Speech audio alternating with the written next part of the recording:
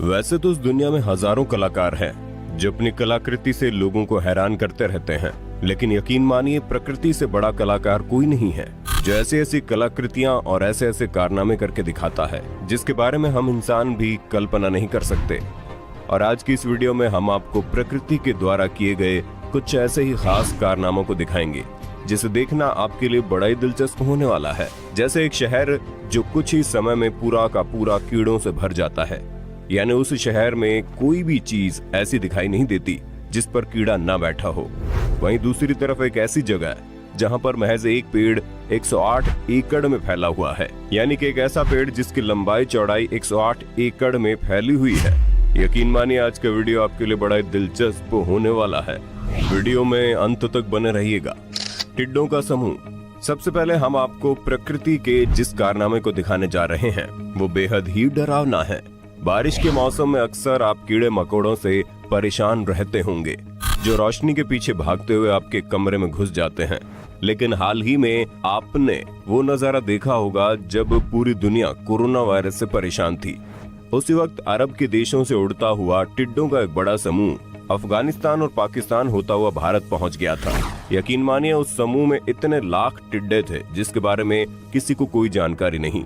बस लोगों को इतना पता है कि वो जिस भी इलाके में जाते थे उधर गलती से भी कोई खेत दिखाई देता था तो वो उन खेतों को पूरी तरह से तबाह कर देते थे।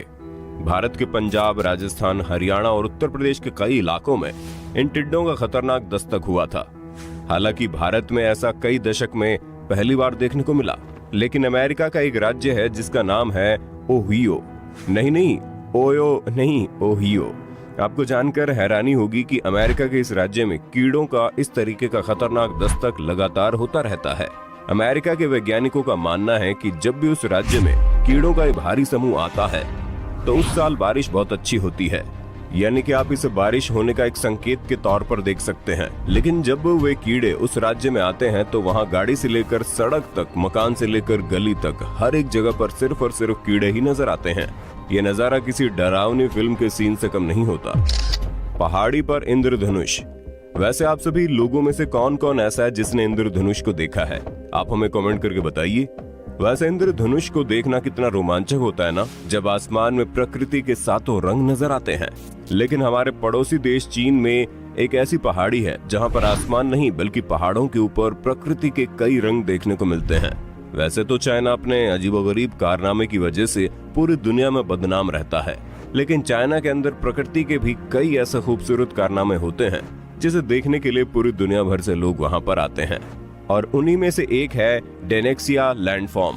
वैज्ञानिकों का कहना है कि चीन के उन इलाकों की पहाड़ियों में लगता है उथल पुथल होती है और कभी कभी वहां पर लैंडस्लाइडिंग भी होती है। यही वजह है कि वहां की पहाड़ियों पर अक्सर अजीबोगरीब रंग नजर आते हैं। लेकिन उन रंगों के पीछे की वजह क्या है, वैज्ञानिक अब तक इस बात का पता नहीं लगा पाए हैं। हालांकि अच्छी बात यह है कि वहां आने वाले टूरिस्ट को उन पहाड़ियों का नजारा दूर से ही लेना होता है, उनके पास जाने की इजाजत नहीं होती। और देखा जाए तो ये नियम अच्छा भी है, क्योंकि जिस दिन इंसान इन पहाड़ियों के करीब पहुंच जाएंगे शायद तब उन पहाड़ियों की शक्ल देखने लायक नहीं रह जाएगी। पानी का बवंडर, टॉर्नेडो, हरिकेन या फिर भारत में प्रचलित आम भाषा में कहें तो बवंडर, ये सभी हवाओं का एक ऐसा समूह है या फिर कहें हवाओं का एक ऐसा खतरनाक समूह होता है जिसके बीच में चाहे कुछ भी आ जाए वो हवा उसे पूरी तरह से तबाह कर देती है। इन हवाओं में इतनी ताकत होती है कि बड़े से बड़े स्ट्रक्चर को भी बुरी तरह से तबाह कर देती है। और अमेरिका दुनिया के उन देशों में से एक है जहां पर हर वक्त टॉर्नेडो और हरिकेन का खतरा बना रहता है। लेकिन वही टॉर्नेडो जब कभी कभी समंदर के बीचों बीच आ जाता है तो उस वक्त का नजारा देखने लायक रहता है, क्योंकि वहां पर दिखने वाला टॉर्नेडो ऐसा लगता है जैसे टॉर्नेडो हवा से नहीं बल्कि पानी के समूह से बना हुआ है और आसमान अपनी पूरी ताकत लगाकर जमीन से पानी को खींचकर आसमान ले जा रहा है।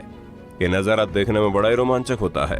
लेकिन वैज्ञानिकों ने आज तक इस बात का पता नहीं लगा पाए कि समुद्र में बनने वाले बवंडर में पानी इस तरीके का आकार क्यों ले लेता है या फिर वो दिखने में वैसा क्यों होता है। दरअसल ये बवंडर इतना खतरनाक होते हैं कि पानी में भी जब किसी बड़े जहाज का सामना उस बवंडर से होता है तो वे उन्हें पूरी तरह से तबाह कर देते हैं। यही वजह है कि अब तक कोई भी वैज्ञानिक समंदर में बनने वाले उन बवंडर के ऊपर शोध नहीं कर पाया है। जमीन पर बादल। आप सभी में से बहुत सारे ऐसे लोग होंगे जो शिमला, नैनीताल, जम्मू जैसे इलाकों की यात्रा करते हैं और मकसद होता है बादलों को करीब से देखना, क्योंकि पहाड़ी इलाके में जाने के बाद ऊंचाई से बादलों को देखने का मजा ही कुछ और होता है। कभी कभी तो ऐसा लगता है जैसे आप बादलों को चीरते हुए ऊपर आ गए हैं या फिर बादल खुद आपका पैर चूमने आ रहे हैं। लेकिन ऑस्ट्रेलिया में दुनिया का इकलौता ऐसी जगह है जहां पर आपको किसी ऊंची पहाड़ी पर जाने की जरूरत नहीं पड़ती, बल्कि खुद बादल जमीन पर आ जाता है, जैसा कि आप वीडियो में देख सकते हैं। यकीन मानिए ये वीडियो एडिटेड नहीं है, ये पूरी तरह से नेचुरल है और दुनिया भर के वैज्ञानिक आज तक इस बात का पता नहीं लगा पाए कि ऑस्ट्रेलिया के इस इलाके में बादल समुद्री बीच पर इस तरीके से क्यों जमा हो जाता है।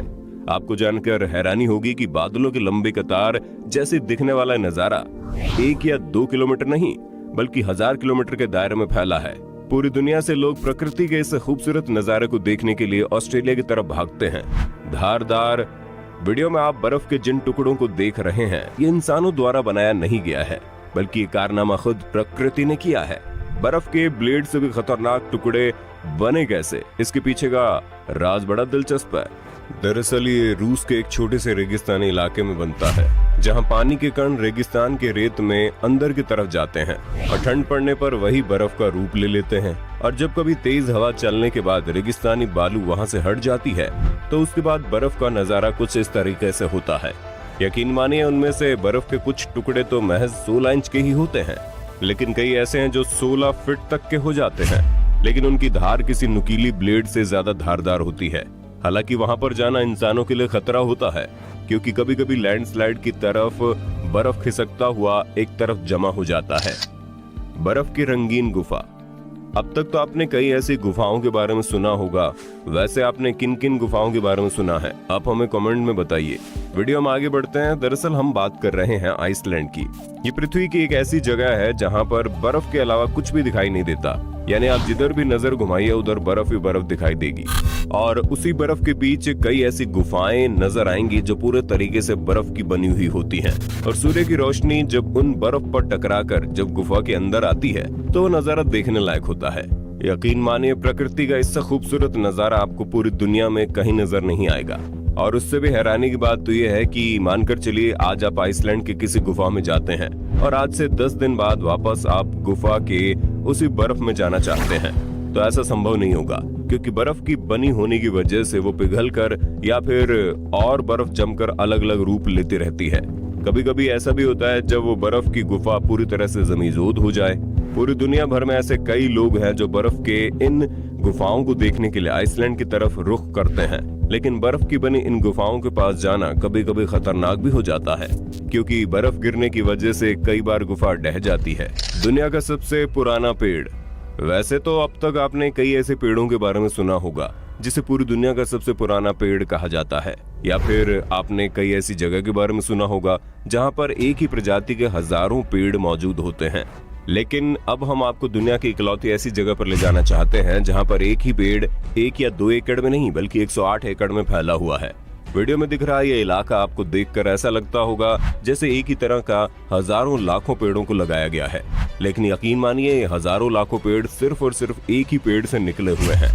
वैज्ञानिकों ने जब इन पेड़ों पर शोध किया तो पाया वे सभी पौधे के जड़ एक दूसरे से बहुत ही सटीक तरीके से जुड़े हुए हैं और ये पेड़ 100-200 साल पुराने नहीं बल्कि कई हजारों साल पुराने हैं। इस तरीके से ये पूरी दुनिया का सबसे पुराना पेड़ माना जाता है।